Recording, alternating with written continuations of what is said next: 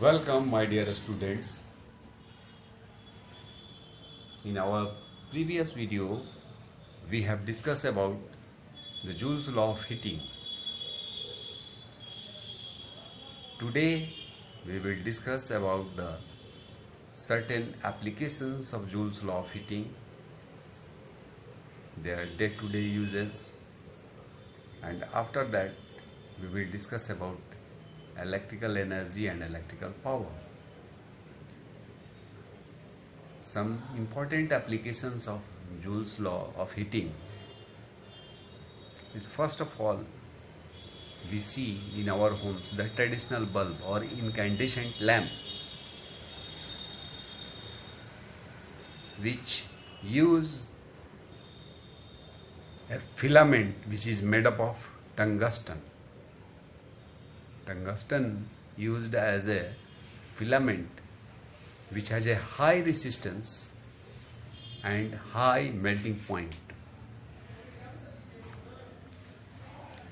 It uses lots of electrical energy. It's consume lot of electrical energy, and then the filament, which has a very high melting point. It has a melting point about 3380 degrees Celsius. At this temperature, it melts. This filament has a strong characteristics of high resistance and high melting point. First of all, it's burn red hot up to 1500 degrees Celsius and more, then emit light. A traditional bulb, that's why, consume more electricity in comparison to the today's LED. LED, which is made up of electrical circuits, which has a low resistance, that's why they consume less electricity and give more light, and they are very economic to us because it consumes less electricity and less electrical charges or bills are coming due to the use of. That's why in today's scenario, save energy. Today's scenario of save energy,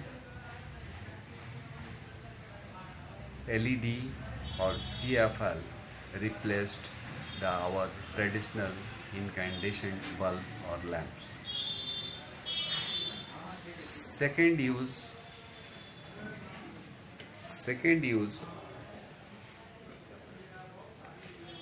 of Joule's law of heating is in the form of heat appliances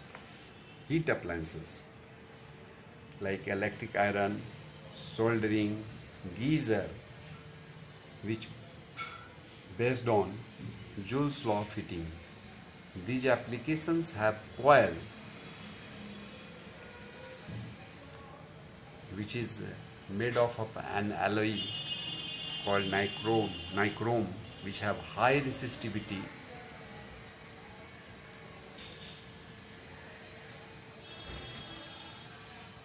They take energy due to high resistance. Tremendous amount of heat is produced.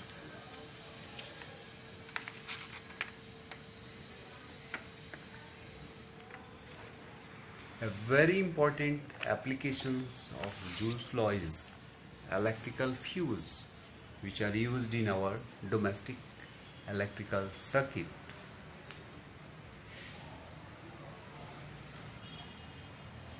Fuse is a safety device which has a high resistance and low melting points.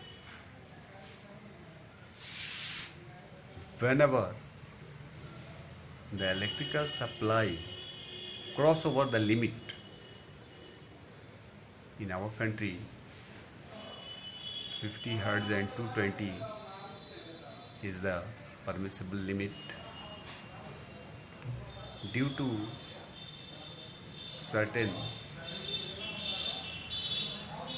electrical errors or malfunctioning of supply, sometimes potential difference becomes more than 220. In that case, current supply is more than the desired limit to our domestic or industrial circuits. In that case, fuse give a safety because it has a high resistance and low melting points. At that point, when electric supply is higher, it generates more heat and melt easily, and it's break.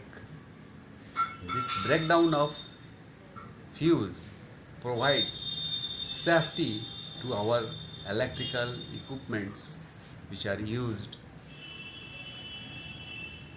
in home or in industry. That's why it is used as a safety device. Now we will discuss about electrical power.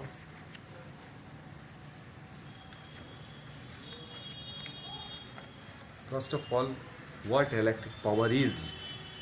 Electric power is defined as the rate at which work is done by electric current.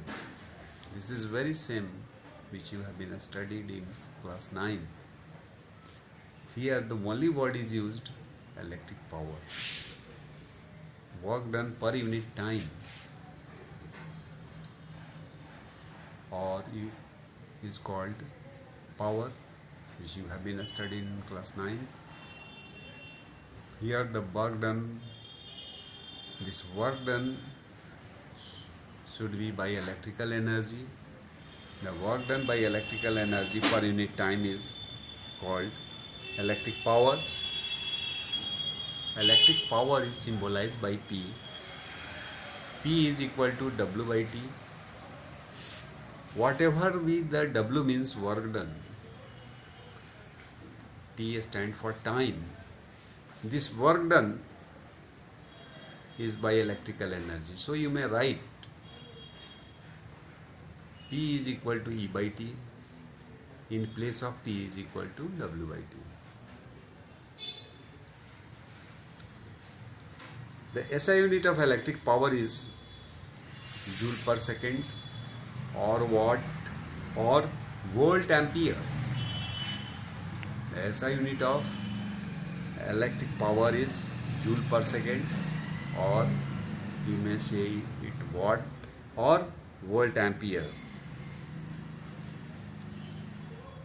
The next question arises, what is 1 watt? If an electrical appliance consumes 1 joule electrical energy in 1 second, the power, its power will be 1 watt. What is the smaller unit of power? Bigger unit are kilowatt or megawatt. Okay. Now we will